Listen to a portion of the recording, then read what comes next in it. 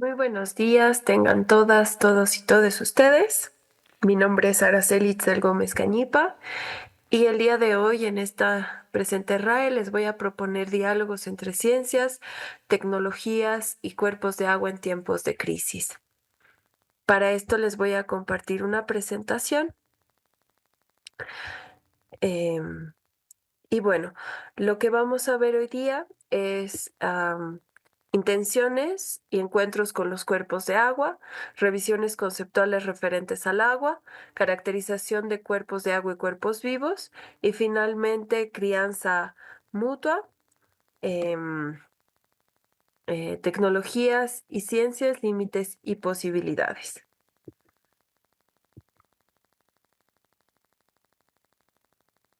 En primer lugar, em, nuestras intenciones, ¿no? Para que nuestro relacionamiento, relacionalidad e interdependencia sea posible en este tiempo que habitamos, el encuentro entre cuerpos diversos es necesario. Cuando hablamos de cuerpos diversos, hablamos de seres distintos, con distintas características y formas de ser, hacer. Pues primero les voy a pedir que nos concentremos en nosotros, en nuestros cuerpos humanos. Nuestros cuerpos humanos tienen, si pueden ver ahora sus manos, ¿no? Tienen piel, tienen músculos, tienen huesos.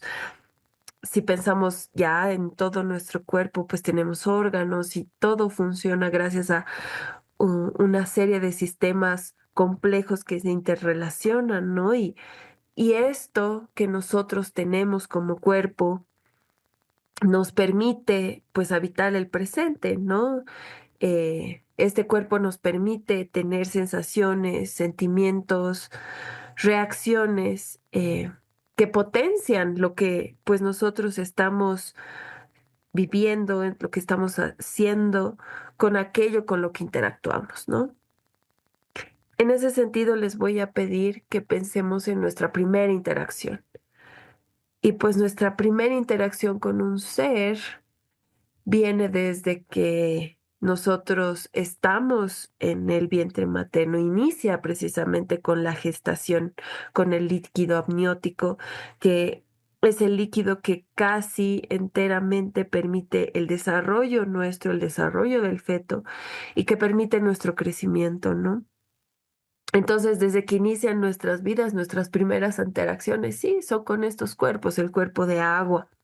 Y este cuerpo en este caso nos ha permitido y nos permite ser y estar, ¿no? Nos constituye, por lo tanto. Dentro de esta intención de vincularnos de nuevo desde nuestro cuerpo humano con este cuerpo, estos cuerpos diversos de agua, que vamos a primero cuestionarnos nuestras relaciones, ¿no? Para aquellos que vivimos en ciudades, yo vivo en la ciudad de La Paz y allá me crié. Eh, pues bueno, hemos visto mucho el agua como un recurso que está mediado hacia nosotros por su funcionalidad o su uso, ¿no? En las ciudades, básicamente el uso es de limpieza, para bañarnos, para limpiar nuestras casas, nuestras ropas, etcétera. En la alimentación también, para la producción también, y esta agua también es un agua de desecho, ¿no?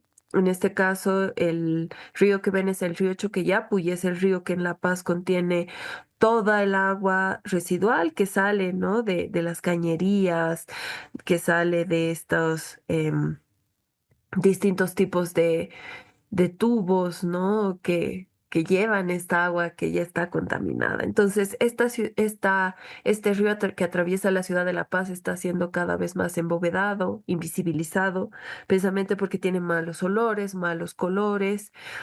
Y pues este río que atraviesa La Paz, a medida que ha ido creciendo la mancha urbana, así como el área industrial, y el área metropolitana, pues ha ido aumentando también en su contaminación. Y es entonces que nace una primera preocupación, ¿no? ¿Cómo está este cuerpo de agua? Y la segunda, ¿cómo es nuestro encuentro con este cuerpo de agua, no? Porque si ustedes ven, ya está cada vez más canalizado, pero eso no quita que este cuerpo de agua esté precisamente dañado, ¿no? Entonces es a partir de esta preocupación de lo que en términos de la Tour sería estas cuestiones de preocupaciones, es de donde planteamos el análisis, ¿no? Este análisis que si bien tiene mucho énfasis en lo que son los estados de los cuerpos de agua, también viene a interpelar prácticas científicas actuales, ¿no? Donde requiere mucho que nosotros pues tomemos elecciones en relación a cómo concebimos el agua, porque si lo concebimos como un recurso, como todo recurso, ya sea el recurso hídrico o el recurso humano, es un cuerpo explotable, es un cuerpo que está dispuesto a un beneficio, ¿no? Para aquellos que lo administran o lo usan. Y esto en la razón pues, esta neoliberalización de la naturaleza. Significa que la lógica económica y mercantil va a predominar sobre estas nuestras relaciones. Por tanto, problematizar y reflexionar críticamente sobre esto nos va a permitir también poder replantear conceptos para precisamente abordar nuevos tipos de relacionalidades con estos cuerpos, ¿no? Entonces acá va a ser importante revisar estos conceptos. Si bien sabemos desde ya 1781, desde distintos pensadores científicos y prácticas científicas sobre el agua, que esta es una sustancia compuesta, ¿no? Son em, dos volúmenes de hidrógeno por cada volumen de oxígeno, que esta sustancia compuesta también depende mucho de lo que sería la presión y la temperatura atmosférica. Por tanto, en relación a estos parámetros, el agua cambia de estados. Los tres estados que más conocemos son líquido, gaseoso y sólido.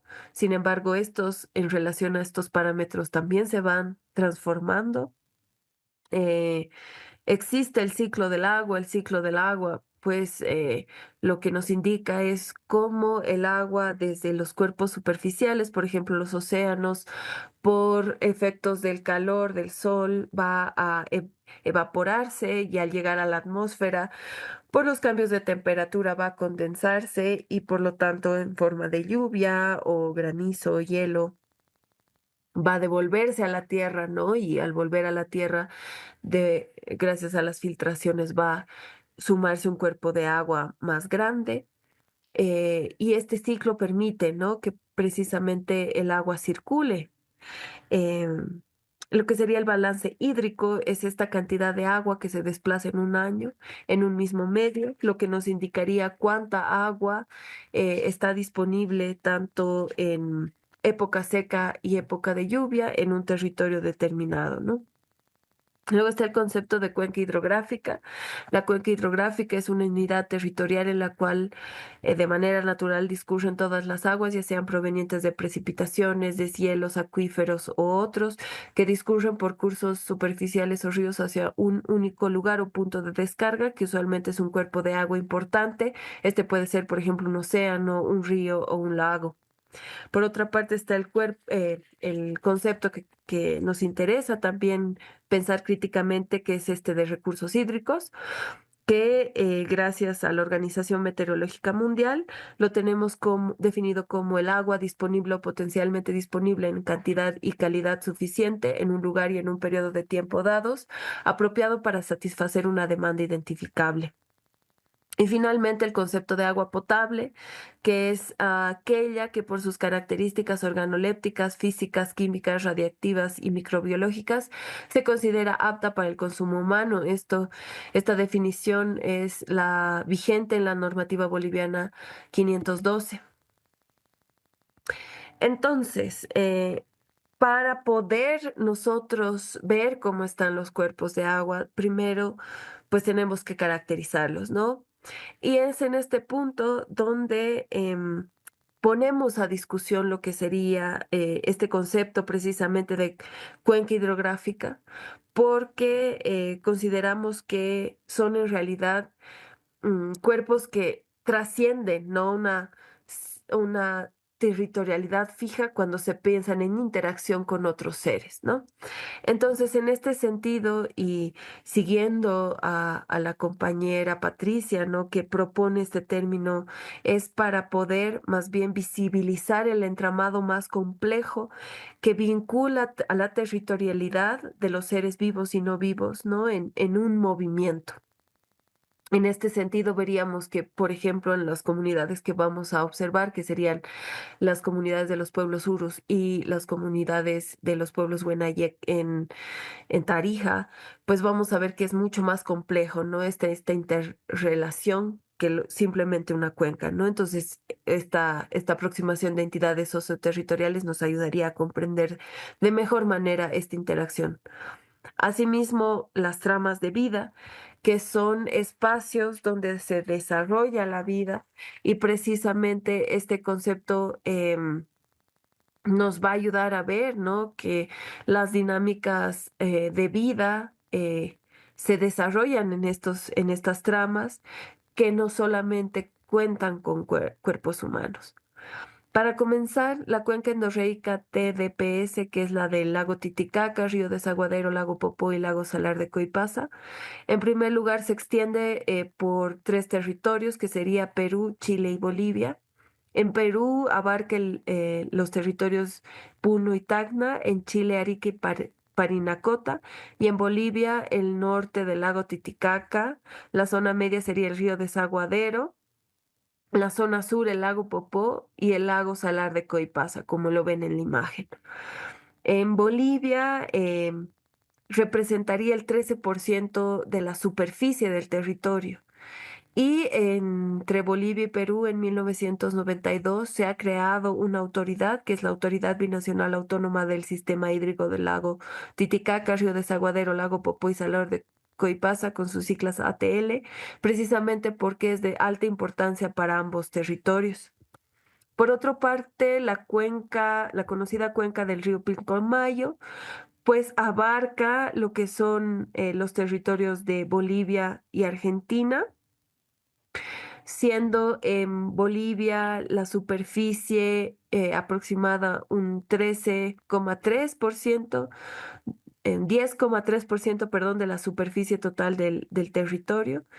En Argentina y Paraguay la superficie también es significativa, ¿no? En Argentina se encuentra en el norte y en Paraguay en la parte oeste, noroeste. Y pues bueno, en Bolivia lo que ocupa es el territorio de Potosí, eh, Chuquisaca, el oeste de Chuquisaca y la mitad de Tarija, ¿no? Y precisamente nace de el río Pilcomayo nace en la cuenca, bueno, se origina en la franja oeste de Potosí y continúa su curso, ¿no? Hasta llegar a Argentina y Paraguay. Pues bueno, para ver la relacionalidad que hay entre estos territorios y los cuerpos vivos, vamos a hacer una selección de cuáles serían estos cuerpos, ¿no? Y vamos a tomar para esto lo que serían dos pueblos, los pueblos del agua, que son los pueblos Urus, en el caso de lo que sería la parte del, del de la cuenca del TPS, que sería la cuenca principalmente del lago Titicaca, el río Desaguadero, Salar de Coipasa y lago Popo. En este caso vamos a hacer énfasis en el lago Popo, pero precisamente porque estas comunidades urus que han devenido precisamente de esta su relación con el agua, son pueblos que han estado migrando, entonces su mito de origen viene precisamente de ese hecho migratorio, igual que los pueblos urus que vienen del río Pilcomayo, bueno, de todo ese cuerpo, esta extensión, porque también son pueblos migrantes, ¿no? En relación a los territorios de agua. ¿Y cuál es el tema con estos dos cuerpos de agua? Es que principalmente hace Ya el tema de la minería que viene de la época colonial es el principal problema que desemboca en la contaminación con metales pesados en estos dos cuerpos de agua, ¿no? La preocupación que nace para nosotros es que precisamente la actividad minera, los diques de cola, los derrames han generado en ambas cuencas una acumulación considerable de estos tipos de metales. Por ejemplo, en la alta cuenca del río Pilcomayo se tienen registros de diques de colas que tienen una capacidad de recepción no menor a 750 toneladas por día, ¿no? Y lo que representa en sí son filtraciones que llegan también a otros cuerpos de agua, ¿no?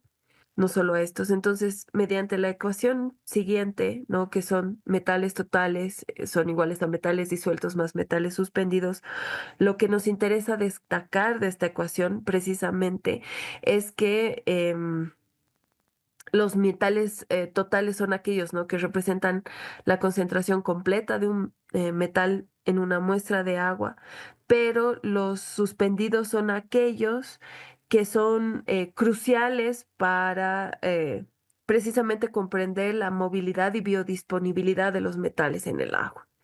Entonces, lo que podemos comprender acá es que precisamente con la toma de muestra de agua en una temporalidad de aproximadamente, bueno, desde el 2009 hasta el 2003, podemos ver que, por ejemplo, el nivel de boro total es, se encuentra en una concentración mucho mayor al valor máximo aceptado por la normativa boliviana 512 y la Organización Mundial de la Salud. Asimismo, las concentraciones de cromo em, son mayores a las del valor máximo aceptado de cromo por las ambas, ¿no? Normativa boliviana y la OMS. Asimismo, las concentraciones de mercurio, sobre todo teniendo picos altos, ¿no? En este último tiempo. Y finalmente las concentraciones de arsénico, que también el arsénico total está superando, ¿no? Los valores máximos aceptados por la normativa nacional. Esto que nos muestra que es altamente preocupante, ¿no? La situación de los cuerpos de agua. Y en el caso de los pueblos urus, en esta imagen podemos ver que esta foto la he tomado cuando hemos hecho una visita y precisamente no hay agua, ¿no? O sea, si bien hay un cuerpo de agua mínimo, lo que se ve en la imagen, que es donde estaba antes el lago, es una suspensión precisamente de lo que sería sales, ¿no? Y estas son un indicador de lo que sería un tipo de desertificación de suelos, ¿no? Porque en la foto lo que se ve es la eflorescencia, que son básicamente no capas cristalinas. Y este indicador de un proceso de desertificación nos vuelve a mostrar que ambos territorios, ¿no? Uno que es la contaminación y los pescadores, que son por excelencia los pueblos Huenayecs, disponen de este recurso para su subsistencia. Lastimosamente, por la contaminación están constantemente en crisis y por la bajada del caudal también. Y en los pueblos urus, pues estos pueblos se han visto obligados a migrar, ¿no? En este sentido, planteamos lo que sería, ¿no? La reflexión de la crianza mutua, de la tecnología y las ciencias, precisamente para ver, ¿no? ¿Quiénes son los sujetos que hacen ciencia y por qué es importante que estos sujetos reflexionen desde las preocupaciones, ¿no? Y no tal vez para un desarrollarse dentro de una individualidad que excluye precisamente, ¿no? Tal vez los saberes, prácticas de los pueblos. Tal vez sería importante la consideración de laboratorios a cielo abierto. Y ahí la cuestionante, ¿no? ¿Qué tecnologías vale sostener ante una minería que lo está arrollando y arrasando todo, ¿no? Y sobre todo considerando que la exportación de esta materia prima sostiene una cadena productiva donde solamente los recursos tecnológicos están predestinados para un tiempo de vida cada vez más corto, como es la tecnología, que es la obsolescencia programada. Entonces, en este sentido, ¿Vale la pena explotar a los seres vivos para mantener la sobreproducción? Entonces, volvamos a nosotros, ¿no? A qué estamos haciendo para que estos cuerpos de agua en sus multiplicidades puedan persistir. Cuidamos y criamos a nuestros cuerpos de agua para que sean y estén y no solo sean nuestros recursos a consumir. Pues bueno, esta, esta ha sido mi presentación. Espero que pues ante cualquier consulta puedan escribirme y muchas gracias. Buenas tardes a todos los hermanos de la ciudad de Cochabamba. Para mí es un placer poder mandar este video. Mi sueño era estar allá, pero lamentablemente por la coyuntura política no se ha podido realizar. Y bueno, les vengo a mostrar esta pequeña muestra sobre el agua y el urbanismo con influencias culturales en la ciudad del Alto, ¿no? Es un tema muy importante teniendo en cuenta que la ciudad del Alto es una ciudad que se encuentra a 4.100 metros de altura, que no es un valle, es atípico esta ciudad, es una ciudad atípica porque está en cabecera de Puna, es decir, que es una ciudad altiplana, ni siquiera altiplánica, es de Puna, es la cabecera de las tierras altas, en donde la vegetación como tal es esta la que se ve en el fondo. Es una vegetación compuesta muchas veces de vegetación amarilla, de lillaretas, de paja brava, que es la que construye esa armonía, ¿no? Entre las cordilleras y el cielo azul de la cordillera de los Andes, de esta región del altiplano. Para iniciar, la ciudad del Alto se encuentra dentro de la provincia de Murillo y es un nexo de la ciudad de La Paz. Ha crecido siendo un nexo de la ciudad de La Paz y se ha ido ampliando hacia los bofedales de Quiacha, ¿no? Oficialmente tiene 27.638 hectáreas. Es un área del tamaño que el lago menor del lago Titicaca. Es más grande que la ciudad de La Paz en muchos sentidos.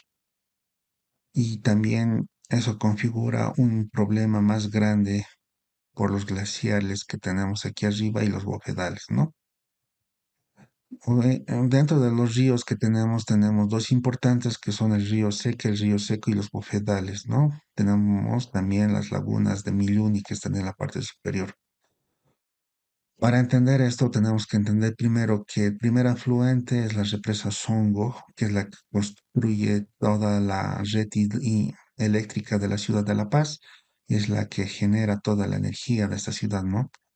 Después de esto tenemos el glaciar del Huayna Potosí que va creciendo y que va dejando sus aguas, primero naciendo en el glaciar, después va yendo al glaciar Charquini, después va a la segunda laguna, pasa por el centro minero de Milluni, llega a la Laguna Colorada, pasa al embalse de Milluni y después ya se genera hacia la ciudad del Alto, ¿no? Después tenemos estos otros dos que crean esta cuenca, que es la Laguna Amarilla y la Laguna del Tunicondariri. Esta es una foto del 2003 en donde se ve los glaciares que tenían en ese entonces, del Huayna Potosí y todo su entorno, y cómo está actualmente el glaciar, ¿no? Ha reducido casi en un 70%. Esta es foto del año pasado. Aquí también esta es una foto vista desde el lago Titicaca. Se ve cómo se han perdido grandes extensiones del glaciar del Huayna Potosí. Aquí tenemos una sequía del mismo, ¿no? De esta cuenca nace el río Seque, ¿ya? El río Seque va pasando cerca del botadero de Villa Ingenio, ¿ya? Y el cementerio que está a su lado. Este llega hasta los sectores y termina en los bofedales. Para iniciar nuestra exposición, vamos a iniciar por el río Seco. Es el río más importante o el más visual de la cuenca de este sector, ¿no? Bueno, para iniciar tenemos toda esta imagen visual en donde se ve que las que los áreas del río que están cerca han sido ocupadas por comerciantes y no han respetado, digamos, estas áreas que en época de lluvias como ahora empiezan a ser, mm, mm, el agua crece más allá del embovedado y se lo lleva a veces, muchas veces, estos carpas, ¿no? Aquí estamos en una campaña de limpieza en donde se ve cómo se está limpiando este pequeño río y hay que tener en cuenta que para que este río funcione, para que se sea denotado, tendríamos que ponerles pequeños hitos para que sea referencia y también no sean atacados por la mano de la urbanización o el urbanismo como tal, ¿no? Que va destruyendo y degollando muchas áreas. Es muy importante también entender estos bofedales son la parte más irrigadora de la ciudad del Alto, ¿no? Estos bofedales son importantes y tenemos que darle cierta importancia poniendo tal vez estos tipos de hitos en el imaginario de la ciudad y también en el transcurso del río y del cauce ya entrando a la ciudad. ¿Para qué? Para que tengamos espacios públicos ornamentados y también trabajados, ¿no? Aquí tenemos, por ejemplo, este tipo de álamos que podrían trabajar fácilmente con el entorno y hacer trabajos adecuados para que también sean ah, pasajes que le ayuden al entorno de la ciudad, ¿no? Aquí tenemos el Hachauta y tenemos que entender que aquí hay un bosque integrado dentro del edificio, ¿no? Por ejemplo, aquí vamos a poner, vemos el río seco, está cerca del Hachauta, y aquí tenemos esta área que es donde vamos a ver la integración de los bosques. Aquí vamos a ir adelantando poco a poco cómo este entorno ha ido evolucionando hasta tener estos sectores ya, como verán, hay asfaltado, ya tenemos los árboles, tenemos un área integrada y tenemos cierta disposición de árboles. Esto va a ir avanzando en el tiempo y por la falta de mantenimiento van desapareciendo estos árboles, ¿no?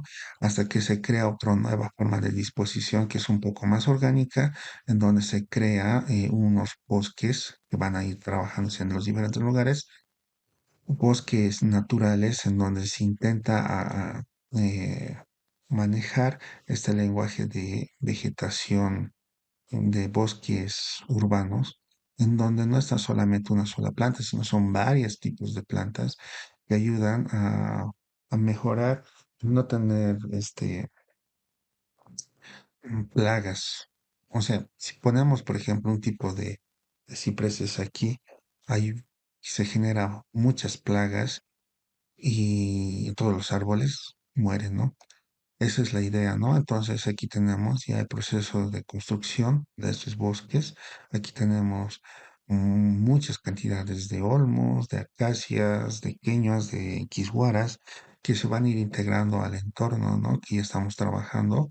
Y como se puede ver, hay un entorno muy trabajado que tiene ciertas formas y que también intenta mejorar el entorno y también captar el agua, ¿no? Los árboles son unos grandes captadores de agua y para eso nos ayuda, ¿no? Aquí tenemos otro ejemplo, un ejemplo malo de, por ejemplo, de cómo se desarrollan los proyectos y cómo no se llegan a acabar. Aquí tenemos un proyecto en donde se tenía unos espejos de agua. Esta es la Plaza del Bicentenario, que estaba proyectado para la ciudad del Alto, que está cerca del Hachauta. Teníamos un espejo de agua, fuentes de agua y 200 líneas que representaban los 200 años de la ciudad, del país, ¿no? Por problemas, o no, por más que todo por actividad política, se ha transformado a la Plaza del Maipo y se ha puesto estas fuentes, se ha intentado trabajar, ¿no? De una manera igual adecuada todo el entorno, pero al final, ya inaugurado todo ese sector, se tiene esto donde no se tiene nada de lo que se ha proyectado, ¿no? Aquí, por ejemplo, también tenemos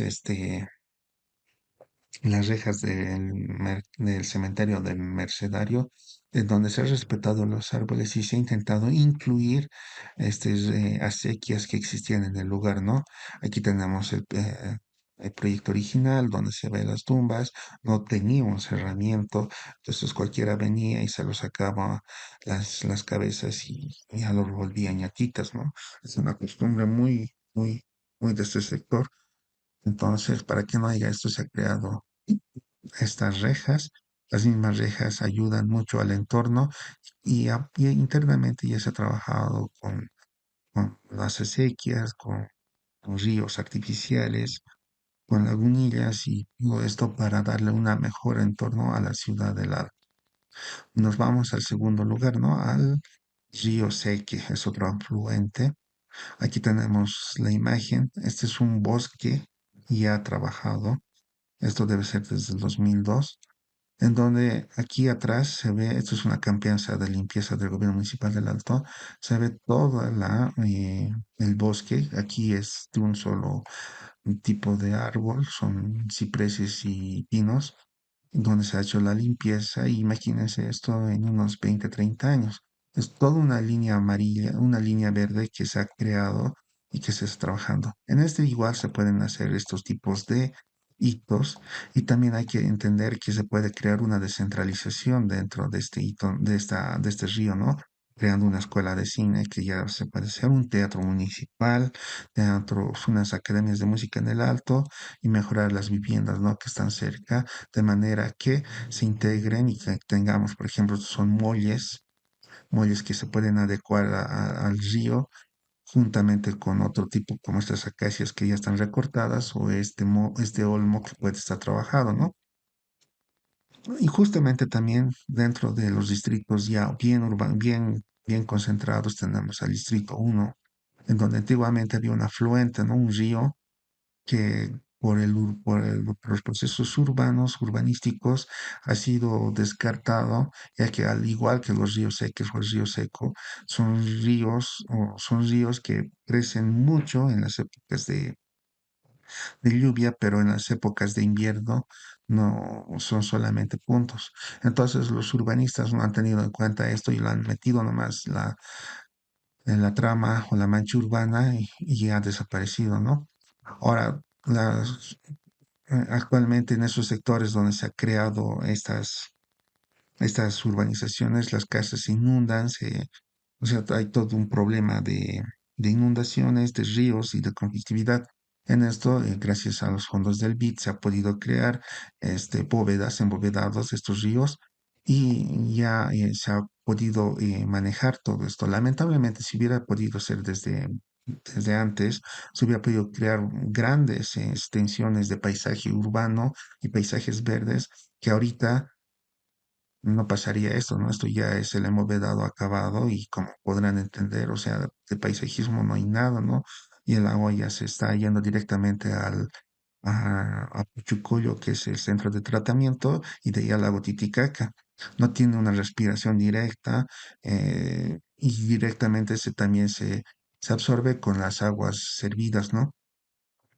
Entonces ahí se pierde mucho del urbanismo, ¿no? Estos, por ejemplo, son calles que antes eran aires de río, estas son calles que eran ríos y que han sido movedadas, ¿no? Estos, por ejemplo, son las áreas verdes de la zona norte. Como entenderán, son áreas donde se puede rescatar toda la parte de arboleda de la ciudad del Alto. Estas son las partes del centro de la ciudad del Alto en donde verán las calles, las avenidas principales son donde están las grandes reservorios de árboles. Y aquí en la zona sur, en el alto, que es ya llegando, cuando uno llega desde Oruro, es donde se puede ver, ¿no? Aquí tenemos un poco del paisajismo empírico que se ha hecho en la ciudad del Alto, esto es en Tilata, donde se puede ver el equilibrio de los árboles y de cómo se ha trabajado, ¿no? Y cómo se manejan dentro del entorno y teniendo un equilibrio con el amarillo y creando estas manchas verdes que de alguna manera son hermosas, teniendo en cuenta dónde están creadas, ¿no? Por ejemplo, tenemos este estilo minimalista dentro de Ventilla, que pueden trabajarse. Esto, por ejemplo, es una alameda hermosa en Quisguaras, justamente en la zona de Quisguaras. Tenemos estos eucaliptos en el mirador de Ciudad Satélite, tenemos igual estos cuetillos, este tipo de trabajos, ¿no? Ahora, esta es, por ejemplo, esta es la Avenida Cívica en el 2012. Aquí se pueden ver las tres etapas que ha tenido el arbolado en la ciudad del Alto. La primera etapa ha sido en la etapa del Pepe Lucho, cuando ha empezado a crear estos árboles, estos cipreses, pinos, que son los más grandes que tienen en la ciudad del Alto, y después las acacias que han llegado, que han reemplazado a muchos de estos árboles, no porque no se quiera, sino porque muchos de estos árboles están con plagas. Lamentablemente en la ciudad del Alto, los pinos y los cipreses tienen una enfermedad ya por defecto, por default. Todos estos tipos de árboles tienen una enfermedad y es muy caro poderlos recuperar. Entonces, las acacias, los olmos y las albicias no tienen esta enfermedad y crecen muy rápidamente. Esto ayuda a que el entorno mejore. Aquí tenemos, por ejemplo, como les decía, este proyecto es del Pepelucho, y aquí están las cruces que antes habían en este camino. Los han sacado, han eliminado las plantas que estaban enfermas y se ha creado todo este entorno, ¿no? Que ya es también un entorno más para poder pasear, son Brevard, ¿no? Donde están también sistemas protodáctiles y todo esto ha ayudado mucho y ha trabajado a que el entorno sea. Aquí tenemos los espejos de agua, aquí están todavía los trabajos en la parte más alta. Lo único de malo es este chiji que se ha creado, ¿no? Estos pastizales que lamentablemente en el alto no funcionan porque, como les digo, estamos a más de 4.100 metros de altura. Esto en invierno se seca y se vuelve amarillo. Y aparte de esto, al no tener una regeneración, porque el pasto se tiene que regenerar constantemente, se muere, se pudre y no se pudre, se seca y creando grandes lugares amarillos. Lo mejor para estos lugares es crear este tipo de ambientes, árboles. Los árboles, al ser un ente muy noble, va buscando el agua. Entonces, esto ayuda a que los sectores se vayan acoplando y sean más verdes. Esto es, por ejemplo, el mirador de Ciudad Satélite. Esto es cuando se recibe el Año Nuevo Aymara, ¿no? En allá. Hay otros tipos de arbolados. Por ejemplo, esto es en la terminal del Alto, en donde se ve cómo se está creando igual bosques artificiales de una manera más reticulada, pero igual de una forma hermosa que va a trabajarse en el futuro, ¿no?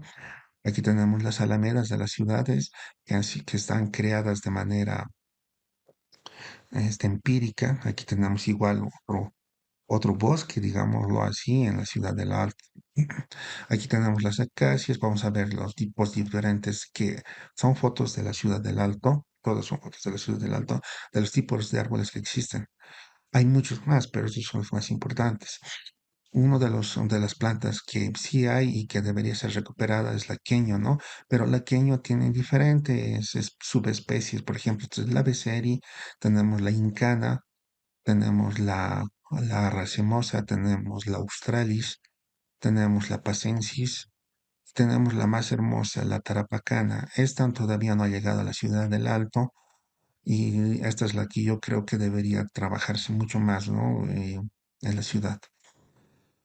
Tenemos los tipos de cipreses, hay muchos cipreses en la ciudad del Alto. Tenemos pinos, tenemos araucarias, tenemos igual otros tipos de cipreses. Tenemos el olmo. El olmo es muy importante en la ciudad del Alto. Tenemos olmos en la ciudad satélite, por ejemplo, en Ciudad Satélite. Este es otro olmo en la 16 de julio. Este es un olmo en Villadela. Tenemos los pinos, tenemos la albicia. Y estos son ligustros que existen en la ciudad del Alto, ¿no? Tenemos también las cactáceas que también hay en los alrededores. Tenemos la butleja incana, estos tipos de pasto. Tenemos estos mezcales que pueden funcionar. Aquí hay álamos, queñuas y estos son acacias, ¿no? Que están repartidos por toda la ciudad. También hay estos bellos ejemplos naturales que se han empezado a crear, como la malva, que se junta con el ciprés y que mejora el espacio urbano, ¿no? Tenemos estos álamos, tenemos igual aquí otra malva con un pino. Estos equilibrios ayudan mucho al entorno de la ciudad del Alto, que le da esa verdura que debería tener sin tener que traer especies invasivas, ¿no?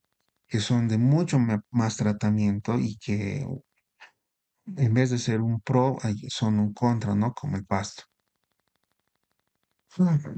Tenemos estos tipos de ciclovías también. Los ciclovías, muchos de los ciclovías actualmente en la ciudad del Alto son sobre embovedados.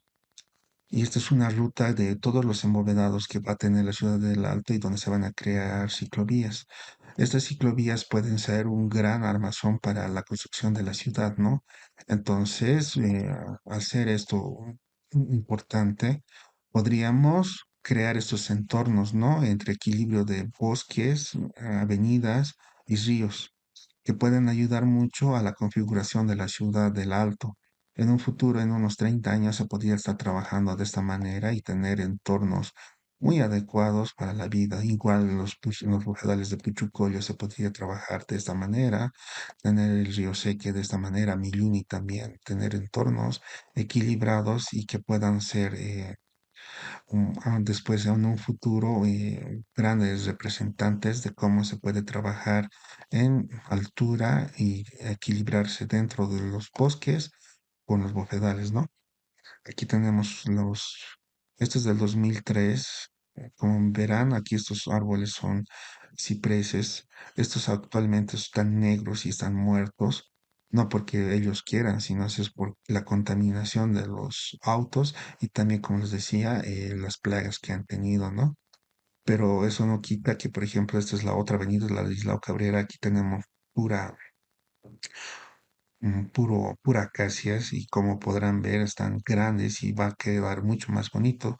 Aquí tenemos igual la avenida del Policía, que es igual verde, tenemos igual esta avenida que está detrás, la avenida de Villa Ingenio, y cómo se puede equilibrar nuestros choles con con los árboles, ¿no? En grandes lugares, ¿no?